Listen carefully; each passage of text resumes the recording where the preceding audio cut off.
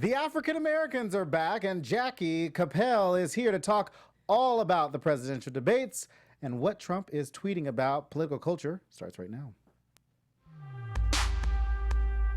You're tuned into Black Hollywood Live, Political Culture. Reunited, and it does feel so good. Welcome to Black Hollywood Live's Political Culture. I am your host, Drexel Hurd. You can follow me on the Twitter and on the Instagram and on the Facebook, all social media at Drexel Hurd. Hey guys, what's up? I'm Elena. You can follow me on all social platforms at hey_it's_lay. What's going on, everybody? You can follow me at B Sorrells. And here in the studio with us is a political satirist, everything extraordinaire, Jackie Koppell. Hey. First time on the show. Welcome. How are Thank you. I'm great. I also liked that I was included in the African Americans and the Reunited. And I was like, I'm going to embrace it. Listen, we want you. Despite the clear obviousness and realities of what I look like. Yeah, but that's okay. You're part of the fam. Yes. Welcome to the fam. Awesome. I love it. Thank you guys for having me. This is our debate special. I say debate special because we haven't been here for a little bit. Yes, hey That's guys. why we've been reunited. B was gone. I know. She took a little vacation. And now we're back. Just had to skip last week because of the VP debate. Yeah. But that's what we're going to talk about. So let's talk a little bit about it. Let's talk What about do it. you guys think? Well, first of all, happy National Coming Out Day. Yeah. Happy National Coming Out Day. Want to throw that out there. That's why I'm wearing my little purple today. Is that purple? It could be. I think I'm colorblind, actually. A lot of men are colorblind. It's like a plum. It's like a light plum. It's Yeah. a plum. That's It's like good. a plum. That's Like a good. color, Matches the microphone. Yeah, almost. But whatever, it's purple on my Purple head. rain. Speaking of, they just announced his cemetery mausoleum thing. It's very impressive. Oh, I wonder, Princes. That's off topic, but just wanted to I know. just wanted to I update wonder what you. that's going to look like. So listen, last week, let's just start with the VP debate. What did you guys think about Mike Pence, Tim Kaine going at it? Yeah. I thought it was entertaining. I did. I was just going to say thank you. Unfortunately, I didn't want it to be entertaining, but the way that they were going tit for tat with each other and kind of like they were taking the same. It was the same as if we were watching Hillary Clinton and Donald Trump. Look, Tim Kaine did his homework. He came so over-prepared. I was like, hey, Tim Kaine, I thought he did phenomenal. I thought he did a great job. I Seriously. thought it was like 2 glasses of white milk bubbling a little bit and go up and down, up and Oh my down. gosh. No, I mean, look, I thought, and other people have said this too, but it seemed like Pence was playing the short game and Tim Kaine was playing the long game. Yeah. Right? So Pence, who did not answer, I think, a single question. Right. But, it's an interesting thing, right? The bar, even for Pence, is so low because of what Trump has sort of done, right? So Pence looks positively presidential because he didn't, sort of fall on his face. Right. That's And so the bar is incredibly low for Pence. And truthfully, I think he met that bar, right? People were like, well, he's coherent and, he's a true conservative. Now, despite the fact that some of his positions are totally the opposite of Donald Trump. Or he doesn't know Donald Trump's position. Yeah, Or they don't talk. They don't talk, yes, which I'm sure we'll talk about shortly. Right. And the fact that Pence, lied consistently, that is in keeping with Donald Trump. Or just totally evaded the question, right? People are constantly frustrated by politicians not answering questions. And the thing that shows that the bar was so low is he really didn't answer any questions, but because he spoke in full sentences, people were like, wow, this guy, he's 2020. Right. He 2020. even came out and said, Donald Trump isn't the polished Oh my politician gosh, that's what in got me. that Hillary Clinton is, and that he was Yep. talking to Tim Kaine at the time. So he's basically telling Tim Kaine and the Hillary Clinton camp that you guys are polished politicians. We aren't over here. But that was almost overlooked just because Mike Pence is so polished. Like, he looked dapper if we were talking about surface stuff, in the way that he spoke and the way that he carried himself was excellent. And what did SNL call him, the stepdad? It's a debate between your dad and your stepdad. Also, to your very point, though, it was one of those things where, he said, well, they're the polished politicians. And I was like, is no one going to call out the fact that that's exactly what he is? Right. I mean, he is a polished politician. He evaded questions, which everyone was like, well, he evaded those questions well. And I was like, that's not what this is about. The American people want answers. Right. He didn't give us any. So, okay, so back up, pre-debate, we get this, the GOP.com, .org website shows up, and it kind of, like, preempts, like, Mike Pence's win. Yeah. So do you think, A, that was that intentional? And B, do you think that is part of the reason why Tim Kaine felt that he needed to go in like a scrap dog like a dog in a fight? No, I don't think it had anything to do with it. I think that was an intern who pressed send too soon, especially because had Pence totally buckled, right? Had it been an unmitigated disaster, I mean, they would have been the laughing stock. So it was not a great move. And I say that because, and we'll talk about the second president. We'll talk about Sunday's debate with Clinton and Trump. But they seem to be doing a lot of pre-debate thinking.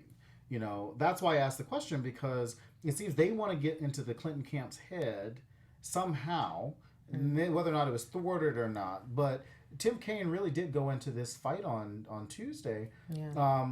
Interrupting Mike Pence quite a bit.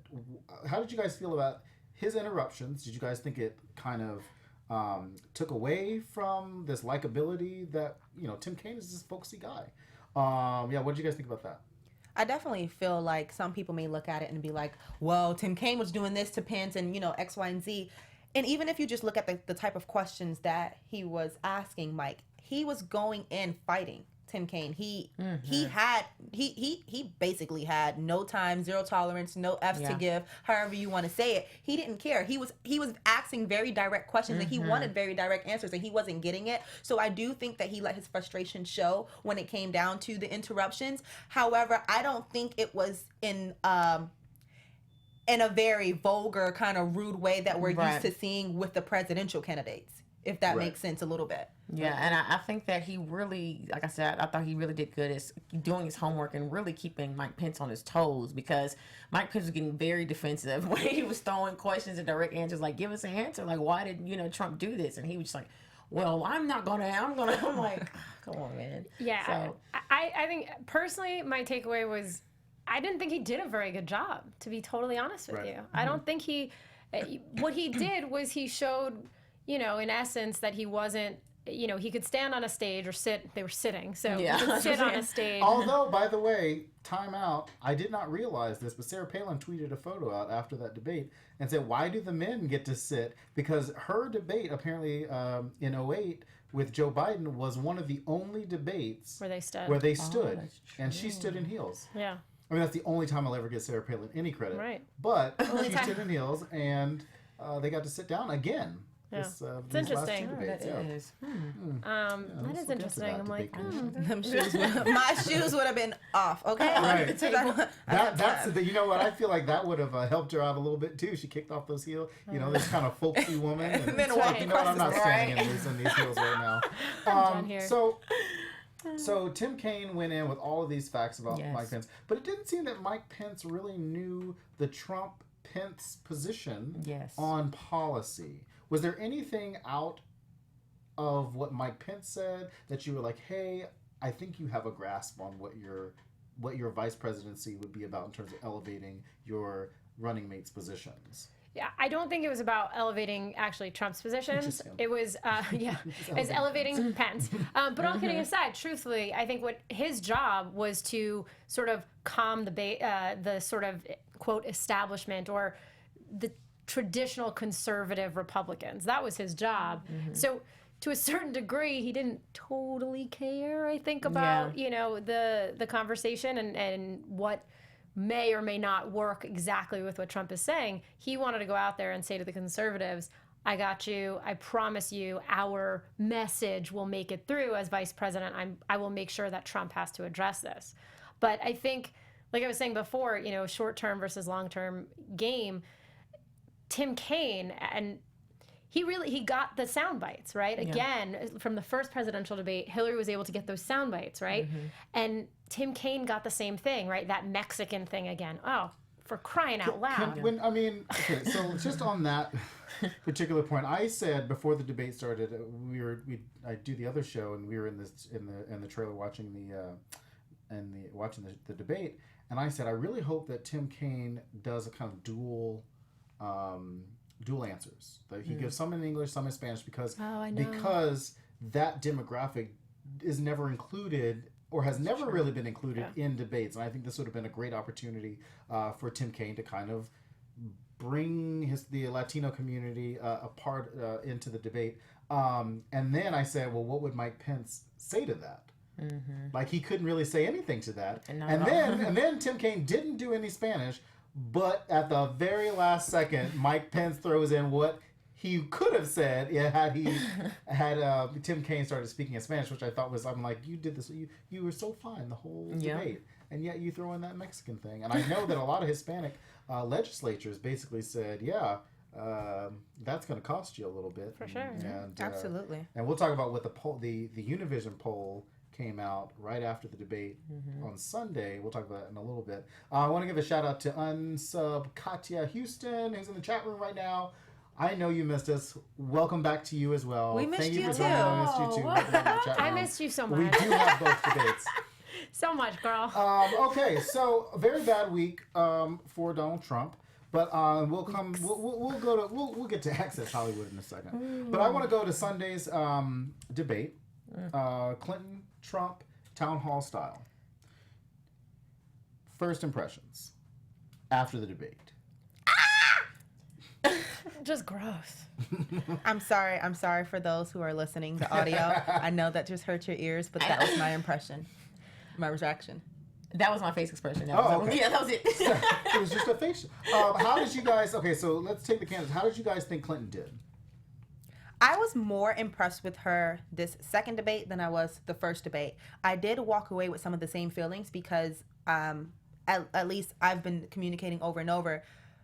Where I stand as I view the debates, I'm worried about the people who are undecided. Which is what the town hall was and the members, yeah. So walking away, I still had some of the unsettling feelings about those people as far as where they're going to lean. But when it came to Hillary Clinton's performance, I was more pleasantly surprised with the way that she handled herself and the way that she tried to answer questions. I saw more of an effort. When we talked about the first debate a little bit, we talked about, her not being direct, her not coming out and saying, at least that's been my positioning over and over. So I felt an effort from her and I saw an effort from her. So I thought that she did a lot better than the first debate. However, I still walked away with some concern.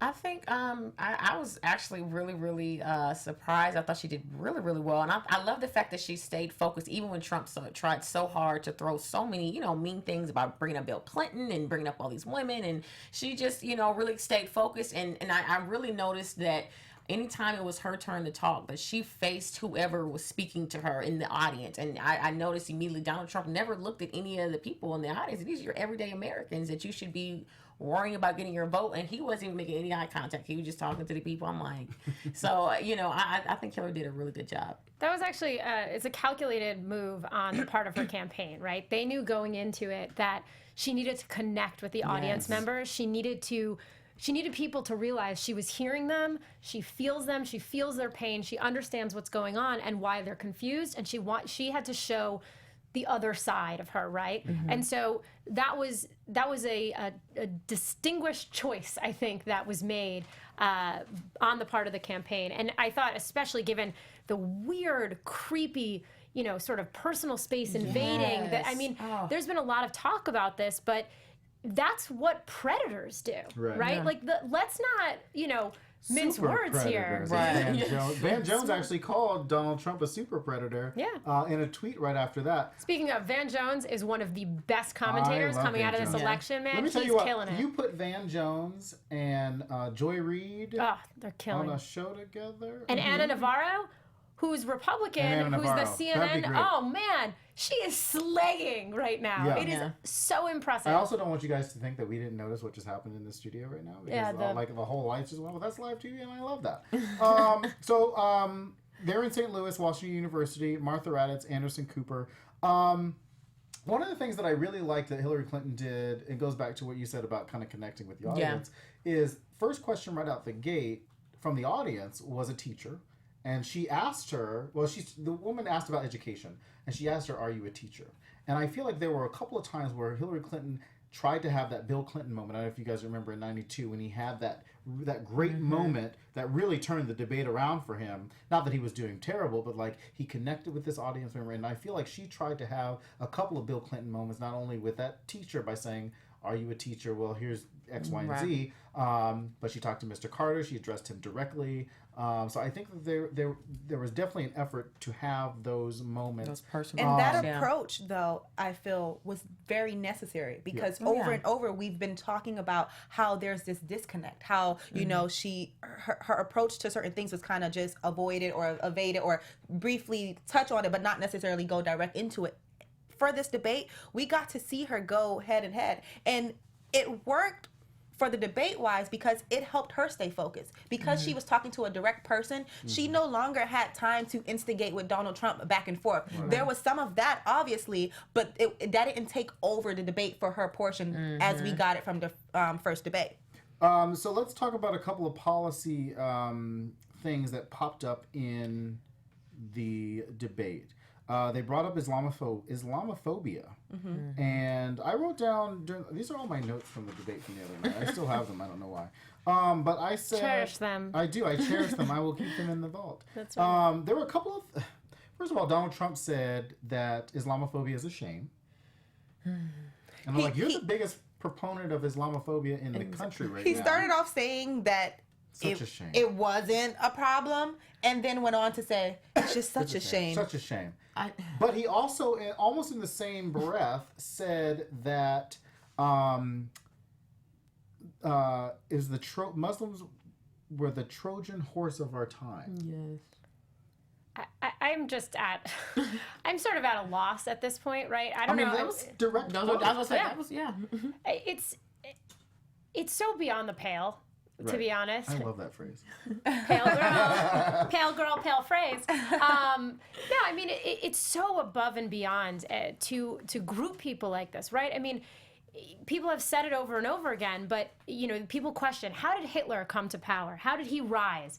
These are the ways he did it, right? You divide people. You make people blame the other as though your life is for some reason, the fault of everyone else. And he's done that over and over with different groups. And I was talking to a friend earlier, and she was talking about certain comments, and she was saying, well, his comment about Mexicans being rapists, that was taken out of context. And I said to her, I was like, here's the thing. If that was the one comment he made, you could make that argument. And that's what Hillary Clinton said. Yeah, exactly. Yeah, but you can't. You can't. So there was another part just on the Clinton side where Republicans seem to have this obsession with radical Islamic terrorism, at least the phrase. They throw it at President Obama like it's a thing, and then Donald Trump has tried very hard and unsuccessfully to tie that to Hillary Clinton.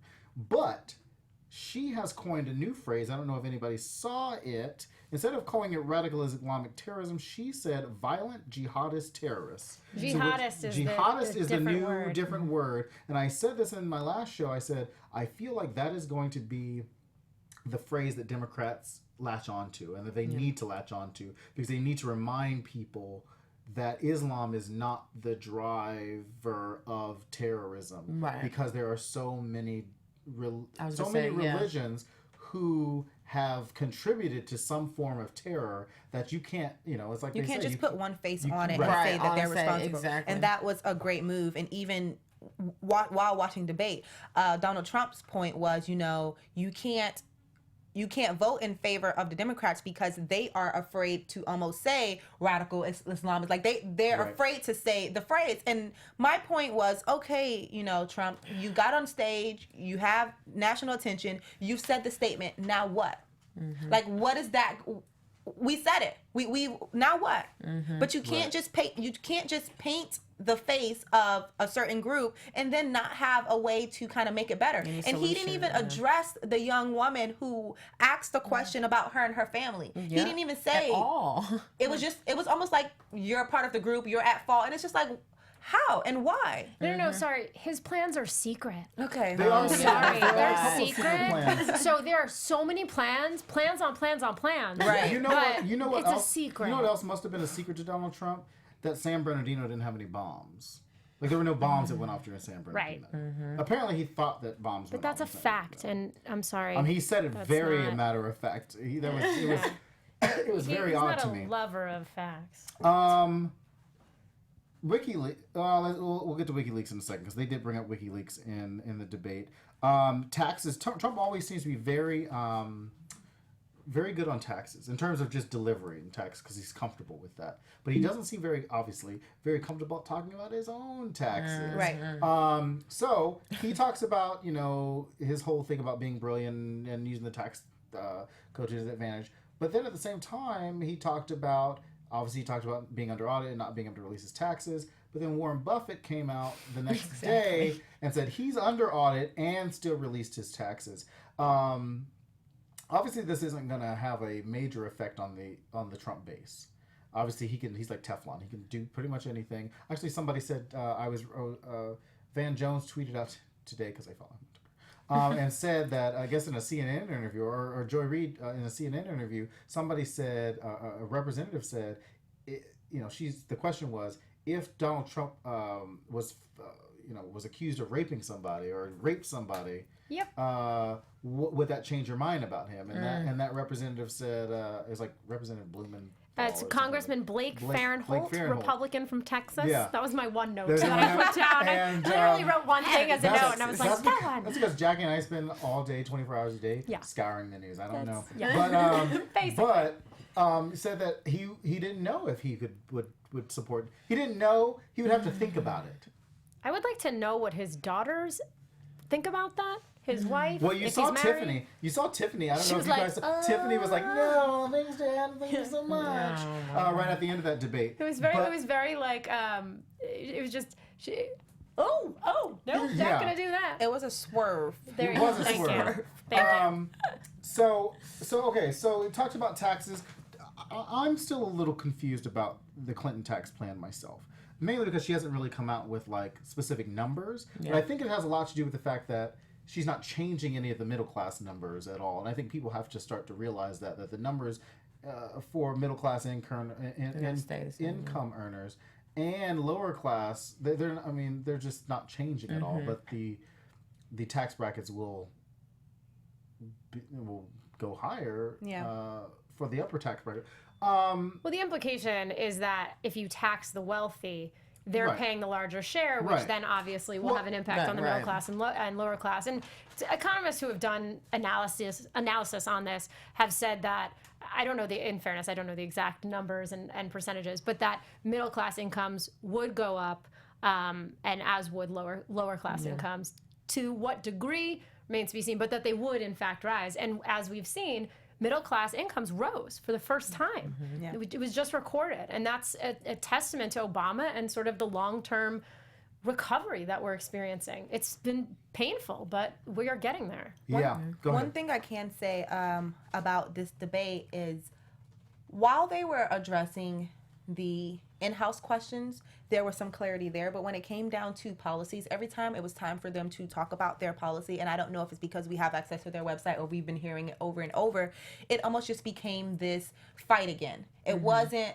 It wasn't. This is what I'm gonna do. This is how I'm gonna do it. And we've been getting that since the election started. I get that, but this is where you're supposed to bring in the votes. So we didn't get it precisely how we wanted it or the clarity on it. It was still a little muffled in between the scattered fight, which I think is one of the reasons I walked away with some concerns again. On healthcare, they also brought up healthcare. How do you guys feel about I just have a serious problem with the Republicans talking about repealing a place in which they have been talking about for the last 7 years. And Donald Trump kind of said, well, I have a plan to replace it. And yet he has not come out with a plan. How are people still, once again, being fooled by this healthcare coverage conversation? Well, I know we all know this, but for anyone who doesn't, the Obamacare is actually based on the Heritage Foundation plan from like Right. the 80s. If you don't know what the Heritage Foundation is, it's a very, very conservative organization, and I believe partial think tank.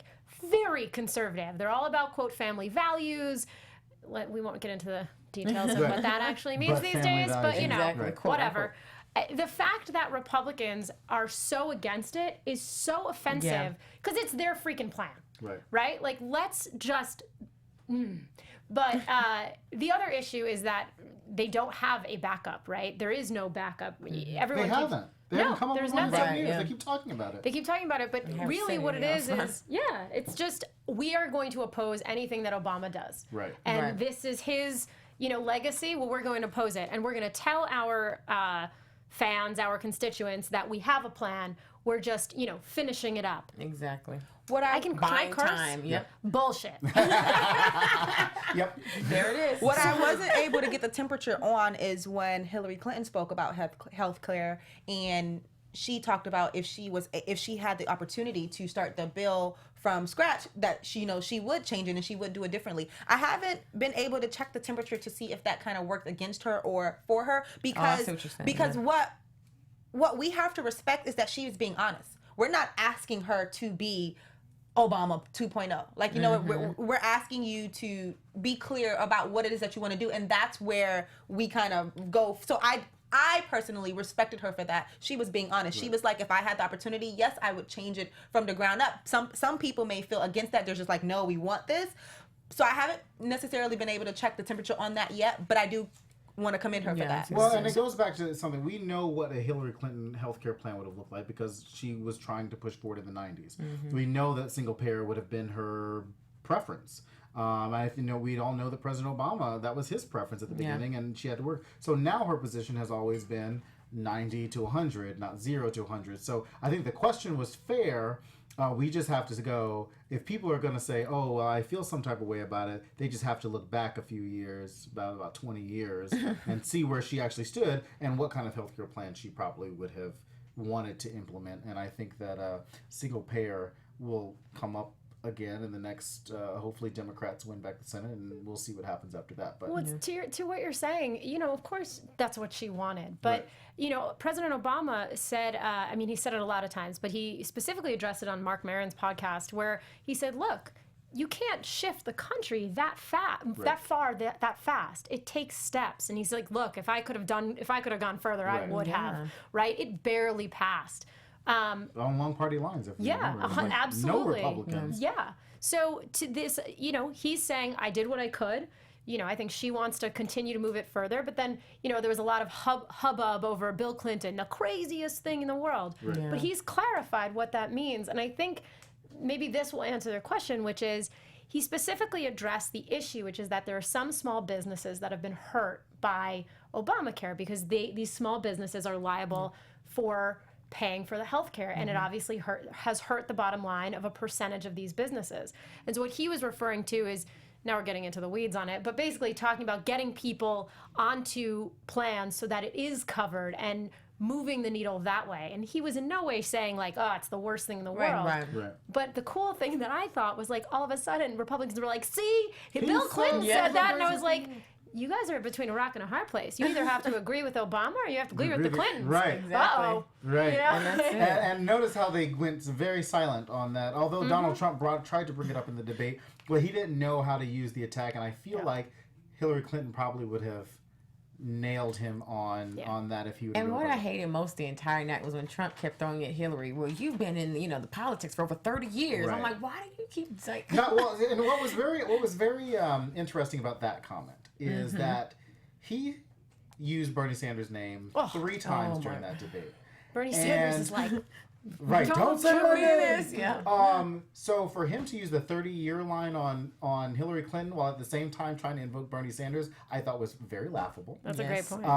And I was like, you're trying to use the person who's actually been an elected leader Exactly. for more Experience. for more time in Congress longer than Hillary Clinton has been in public eye. In the public eye. And what show you on again? Right. But this is the thing. But that's how. So I think I voice a lot that all of us aren't into politics, right? So if someone was watching that, if some of us were watching that debate and we just heard him say, okay, well, Hillary Clinton's been in politics for 30 years and nothing has changed, the people who don't know what's happening on the ground, who don't know the roles of her positions that she's held previously, are going to say, yeah, she has been, in the White House before or done this before, and there hasn't been any change. So that's been used to his advantage, whether he used it in the right context or not. That's how he's kind of getting people on his team, because then the people who really don't know right from left are just like, oh yeah, like. And I think Hillary Clinton did a great job of saying, well, let me tell you what I've done in my 30 years. Yeah. Because even though Donald Trump has said, oh, well, you didn't do anything in your 30 years,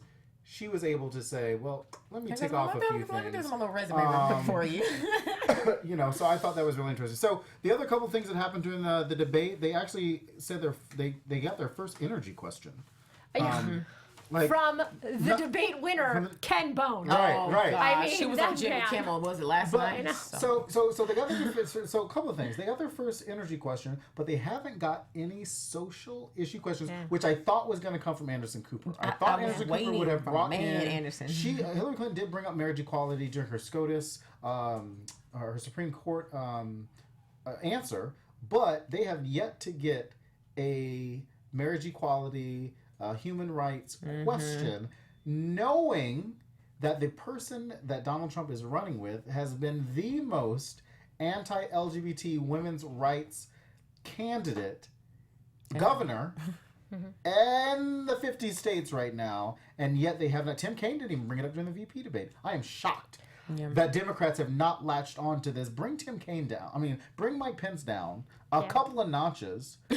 And just bring that whole ticket down. Trump actually just did that Maybe they this past week. Right. Brought him down just a I minute. mean, he threw Mike Pence onto the bus about Syria the other night. But you have a really good point about that, which was, I thought that was the one, you could argue the interruptions going back to the VP debate, but I actually thought that was something that was a miss, which was, yes, we went after Trump, and of course you want to go after Trump, and my goodness, lay it on. But you have to remember, Pence is the VP, and people then say, well, if he's the VP, what is he going to do? Right. And I thought that was a missed opportunity, that Kaine, even once, he should have just said, and by the way, let's look at your record, Governor, because you are not very popular. You accepted the VP nomination because, quite frankly, you're the only one. You're the only, well, Chris Christie. But also, he's not popular, and he was up for re-election. He was definitely not guaranteed to win that, right? He very easily could have won or lost his governorship. And so I thought that was a missed opportunity, but I think hopefully in the next debate, in the debate next Wednesday on the 19th,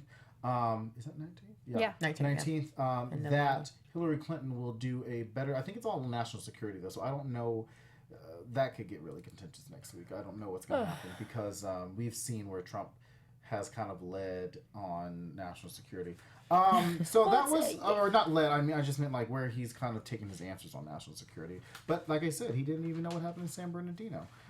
So he also lectured the other day. He was railing against, he was trying to say Syria, but he said a different country. He's off. He said Mosul. He was talking about Syria and you're saying Mosul and you're like, it's not even the same thing. But then it pulled Hillary Clinton into talking about Mosul in a way that normal people can understand.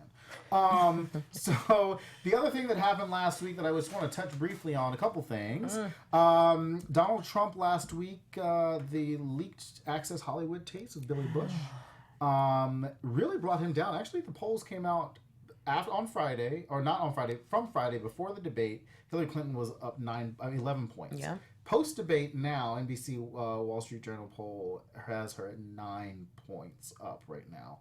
Which is huge because in the last election, I mean, there was never a close. Mitt Romney, Barack Obama was still close. Actually, people forget that Barack Obama was losing at one point in the 2012 election and was like +2, +1, whatever. So this Hillary Clinton and Donald Trump being close always makes me laugh. But Billy Bush, I don't think is coming back. He lost his job. Yeah, I mean, he was suspended. He was suspended, but I think today on CNN they were saying that he's gone. Which is interesting. How?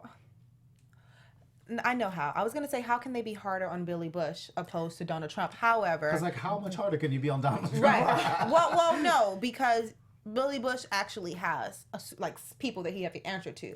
As far as Donald Trump, the people to no one. Yeah, he's about to answer to the American people on November 8th. Well, That's who he's about to but answer to. that's what's even scary. So it's like we still have. You would think that this would be the situation that would unify us as Americans, if not anything else. We know that we stand against sexual harassment. We do.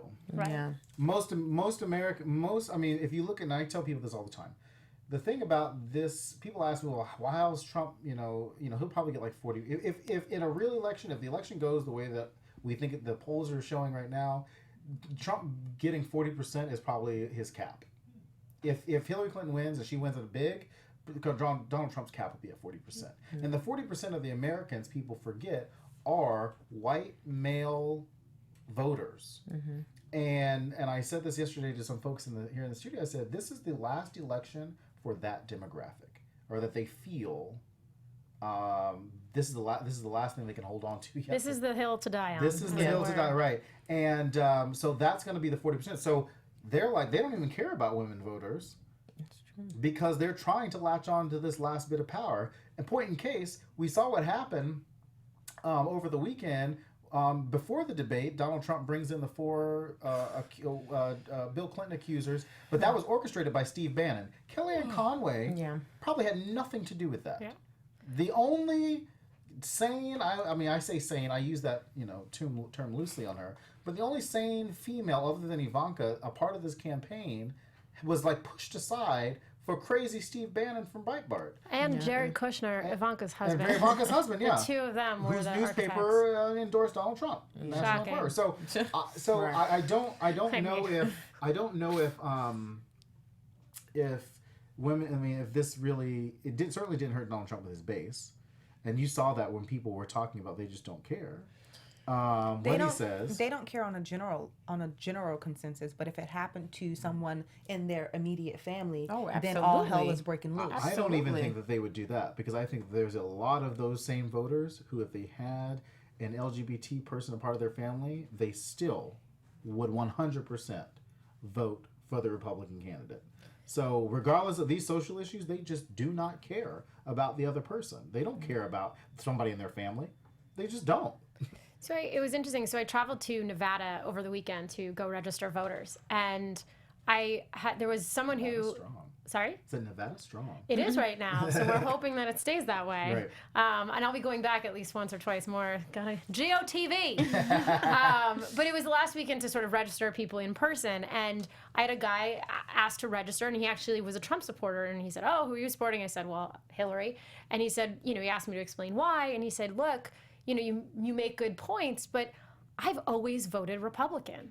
How do I not do that, right?" And so people just there's a discomfort with voting against the party. Clinging to their parties. Yeah, but in fairness, both parties have created that, right? We have this sort of tribal instinct that everyone has to, latch onto, and it's gotten worse over time. It's like, if you're not with me, you're against me. Mm-hmm. And we in this country have to realize, like, it is about country, not about party. We are all Americans first, and then we can have a discussion. And that's why we are seeing so many Republicans say, even out. Glenn Beck. Yeah, that surprised me. I thought that was another WikiLeaks fabrication. When it came to the WikiLeaks situation, though, and it was addressed briefly during the debate, kind of. Do you think that? How do you guys feel about Bill Clinton's past being brought into the forefront, and if that plays a part at all? No, I don't think it does. I think that I think women voters realize that this election is not about Bill Clinton. Bill Clinton is still popular, regardless of the accusations. Juanita Broderick, actually, she was on that stage, which is odd to me, because she recanted in a deposition, she recanted that years ago, and now she's coming back out. Monica Lewinsky, I heard, is voting for Hillary Clinton. Yep. Yeah. The 13-year-old girl, the 12-year-old girl who was raped, people don't quite understand that story. So once they start to understand, they go, oh, well, Hillary Clinton was doing her job as a public defender, who most Americans want a good public defender if they were in the same position. And yet, this guy could have got off, but Hillary Clinton, pushed the needle for a plea deal. So I think that people start to realize that, but Hillary Clinton's not going to bring it up. I think she falls into the Barack Obama trap that I always talk about, which is they don't like to brag about themselves enough or really correct the record because either they don't care or they don't want it to be a bigger story.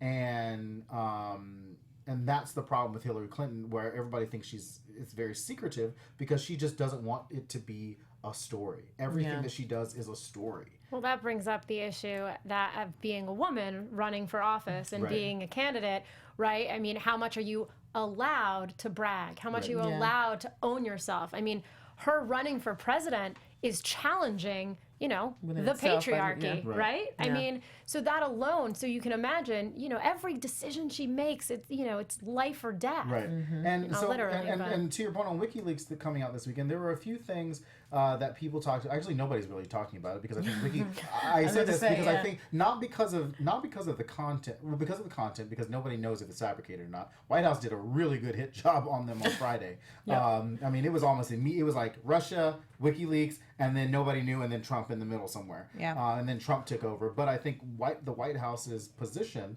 was either they caught wind that WikiLeaks was about to drop something, or it was just coincidental. But nothing is coincidence in Washington. So I think that the White House was like, yeah, let's just remind them who is actually fabricating this. And then it turns out that a lot of this stuff was fabricated. And there were a few things that I was like, well, my friend sent me she said, oh, read the WikiLeaks stuff. And I said, okay. Like, to me, there was just nothing concerning in it. I just was like, I don't care, where she talks about open trade or free trade and open borders. And I'm like, that when you say open borders, you're taking four words out of context. And then she talked about, what is happening in my ear right now? Then you're talking about, I lost what I was talking about. Talking about other stuff in terms of we can't. I think they're trying to tell us to wrap up, but I can't see anything because our TV's not on, so I can't get any notes from the engineer right now. But I don't think the WikiLeaks thing is really going to make much of a big deal over the next couple of weeks. So anyway, I think we're gonna wrap the show up. Next week we have the last presidential debate, October 19th, which is my mom's birthday. So we'll actually do the show on Tuesday, and then we'll talk about the debate probably the following week after that. But Jackie, thank you for coming out. Thank you guys so much for having me. It was such a pleasure. Yes, come back. Please have me back. We will. I think we'll probably do a couple more debate specials, and then come back anytime. Awesome. That'd be great. Make I'll sure just you guys stalk you guys. Please do. Make sure you follow the here. show at BHL Polyculture on Twitter. Use the hashtag BHLPC. You can follow me on Twitter and Instagram at DrexelHurd. And you'll be able to follow me at Hey_Slay on all social platforms. And You can follow me at VSorrells. And you can follow me at Jackie Koppell. And please go and check out Newsy News on YouTube and on Facebook. It's NEWSY, NEWS. A lot of fun. Thank you. We'll see you guys next week. Bye. From executives Keven Undergaro, Dario Kristen, Tiana Hobson, and the entire BHL staff, we would like to thank you for supporting Black Hollywood Live, the first online broadcast network dedicated to African-American entertainment. For questions and comments, contact us. info@blackhollywoodlive.com. Like us on Facebook, tweet us, or Instagram us at BHL Online. And I am the official voice of Black Hollywood Live, Scipio. Instagram me at KingXOBay. Thanks for tuning in. Hollywood Redefined. The views expressed here are those of the hosts only and do not necessarily reflect the views of BHL or its owners or principals.